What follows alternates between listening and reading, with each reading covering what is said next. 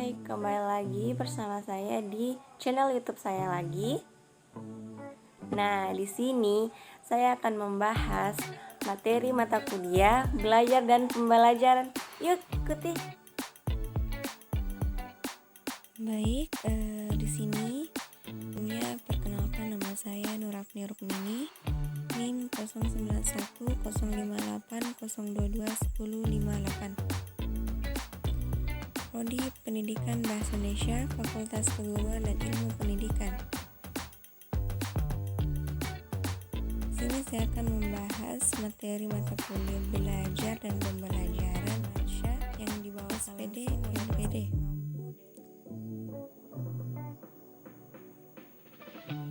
Nah, di sini hakikat belajar dan pembelajaran itu terbagi menjadi dua bagian, yang dimana pengertian belajar dan pengertian pembelajaran. Poin pertama, belajar, yang secara umum itu menurut Imron tahun 1990 itu mengatakan bahwa belajar adalah suatu upaya yang dimaksudkan untuk menguasai, mengumpulkan sejumlah pengetahuan. Dalam pengetahuan belajar, pengetahuan dikumpulkan sedikit demi sedikit hingga akhirnya menjadi banyak. Adapun menurut psikologi belajar, yang dimana belajar adalah suatu tingkah laku dalam diri seseorang yang relatif menetap sebagai hasil dari sebuah pengalaman. Contoh, belajar membaca berarti individu mendapat pengalaman dan terjadi perubahan dalam 3 ranah. Kemudian pakar psikologi menjelaskan bahwa perilaku belajar adalah proses psikologis individu dalam interaksinya dengan lingkungan secara alami. Menurut Imron tahun 1996. Kemudian adapun beberapa menurut para ahli tentang belajar. Nah, di poin pertama ini menurut Fontana tahun 1981 itu menjelaskan belajar atau learning adalah proses perubahan yang relatif tetap dalam perilaku individu sebagai hasil dari pengalaman. Kemudian 2, menurut Slameto tahun 2002 menjelaskan bahwa belajar adalah suatu proses usaha yang dilakukan individu. Menjelaskan bahwa belajar adalah suatu proses usaha yang dilakukan individu untuk memperoleh suatu perubahan tingkah laku yang baru secara keseluruhan sebagai hasil pengalaman individu itu sendiri dalam interaksi dengan lingkungannya.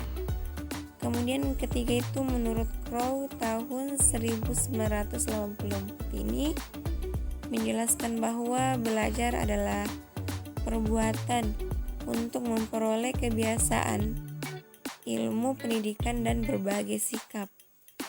Kemudian terakhir keempat menurut Srianti tahun 2013 menjelaskan bahwa belajar dari Dictionary of Psychology ini menekankan proses serta keadaan sebagai hasil belajar. Kemudian kita masuk ke poin kedua itu, di mana sudah tertera tentang pengertian pembelajaran. Menurut UU SPN nomor 20 tahun 2003 ini, pembelajaran adalah proses interaksi peserta didik dengan pendidik dan sumber belajar pada suatu lingkungan belajar. Ada 5 konsep dalam pengertian tersebut.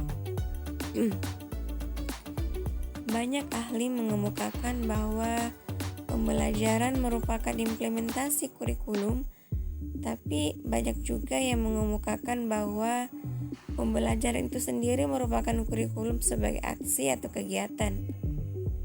Guru sebagai orang yang berkewajiban merencanakan pembelajaran atau instruction planning selalu mengacu kepada komponen-komponen kurikulum yang berlaku. Dan menurut para ahli dari pengertian pembelajar itu ada dua, yang dimana menurut Ramiz Zokli atau Ramiz Zoki tahun 1981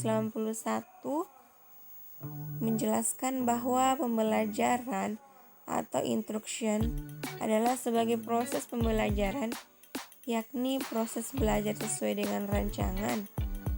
Proses pengajaran ini berpusat pada tujuan atau goal direction. Teaching process, teaching dalam banyak hal dapat direncanakan sebelumnya atau pre-planned. Kemudian berikutnya menurut Budimansyah tahun 2002 itu menjelaskan bahwa pembelajaran adalah sebagai perubahan dalam kemampuan, sikap atau perilaku siswa yang relatif permanen sebagai akibat pengalaman atau pelatihan. Pembelajaran perlu diubah dari sekedar memahami konsep dan prinsip keilmuan. Siswa juga harus memiliki kemampuan untuk berbuat sesuatu. Kemudian poin berikutnya itu membahas tentang model pembelajaran, yang dimana model pembelajaran ini merupakan bagian dari struktur pembelajaran yang memiliki cakupan yang luas.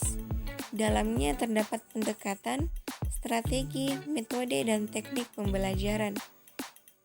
Salah satu aspek penting dari sebuah model pembelajaran ini adalah sintaks, yang merupakan langkah-langkah baku yang harus ditempuh dalam implementasi model tersebut.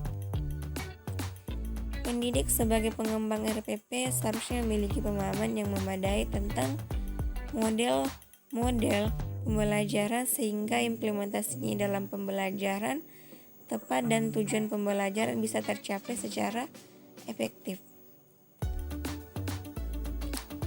Kemudian adapun ciri-ciri pembelajaran aktif menurut Bonwell tahun 1995. Ini terbagi jadi 4 poin ya. Dimana poin pertama itu penekanan proses pembelajaran bukan pada penyampaian informasi oleh pengajar, melainkan pada pengembangan keterampilan, pemikiran analisis dan kritis terhadap topik atau permasalahan yang dibahas. Kemudian poin kedua itu umpan balik yang lebih cepat akan terjadi dalam proses pembelajaran. Kemudian ketiga itu siswa lebih banyak dituntut untuk berpikir kritis, menganalisis, dan melakukan evaluasi. Kemudian keempat itu siswa tidak mendengarkan pelajaran secara pasif, tapi mengerjakan sesuatu yang berkaitan dengan materi pembelajaran. Kemudian adapun 2 jenis pendekatan pembelajaran aktif itu yang dimana pertama ada pendekatan metodologis, menyangkut cara membelajar adaptasi ide aktif yang disajikan ke dalam struktur kognitifnya, yang sejalan dengan cara yang ditempuh oleh pendidik dalam menyajikan bahan pengajaran tersebut. Kemudian pendekatan material, yaitu menyajikan konsep aktif melalui konsep aktif lain yang telah dimiliki pembelajar. Kemudian model-model pembelajaran. Di sini ada 4 model pembelajaran. Yang pertama itu model pembelajaran langsung atau model pembelajaran yang bertumpu pada prinsip-prinsip psikologi perilaku dan teori belajar sosial khususnya tentang pemodelan atau modeling. Kemudian model pembelajaran berbasis masalah. Ini dapat menyajikan masalah otentik yang bermakna sehingga siswa dapat melakukan penyelidikan dan menemukan sendiri. Kemudian model pembelajaran kooperatif, yang dimana merupakan pembelajaran yang menggunakan kelompok kecil sehingga pembelajar bekerja bersama untuk memaksimalkan kegiatan belajar. Kemudian model pembelajaran aktif itu merupakan suatu proses pembelajaran yang dengan maksud memberdayakan siswa agar belajar dan pembelajaran selalu menggunakan berbagai cara dan strategi secara aktif. Mungkin sudah sampai di sini akhir pembahasan kita. Terima kasih karena telah menyaksikannya sampai selesai. Sampai ketemu ke channel berikutnya.